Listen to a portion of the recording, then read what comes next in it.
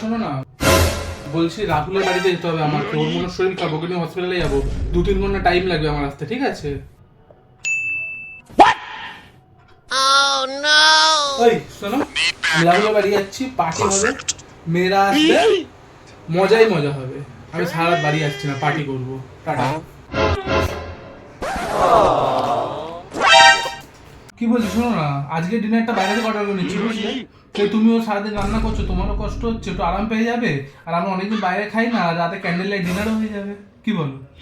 আচ্ছা।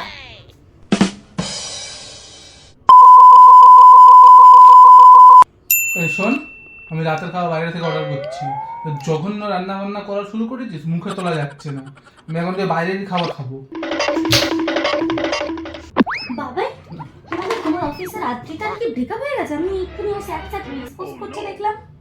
হ্যাঁ, আদ্রিতার ব্রেকআপ হয়ে গেছে। 2 দিন ধরে বেচারি কেঁদে কেঁদে মাস্কারা লিপটে ফেলেছে, জানো?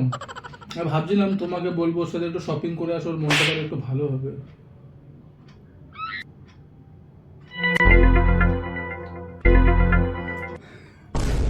আদ্রিতার ব্রেকআপ হয়ে গেছে, আর এখন চেয়ে কান্না করার জন্য একটা কাঁধ, আর সে কাঁদতে কার হবে জানো?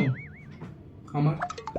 তারপরে নিয়ে যাবো ওকে শপিংয়ে, আর শপিংয়ে নিয়ে গেলে আমরা আরো ক্লোজ হবো, আর তারপর যে চান্সটা পাবো সেই চান্সে ডান্স মারতে তো আমি ভুল করবো না। তারপরে যে সুযোগটা পাবো, আর তো আমি ছাড়ছি না সেই সুযোগটা, না? কি গো, তুমি নিয়ে যাবে না শপিংয়ে? কি বলছো? চিটার, ধোকাবাজ, আর তোমার সাথে আমি থাকবো না। ডিভোর্স দাও। কি হলো?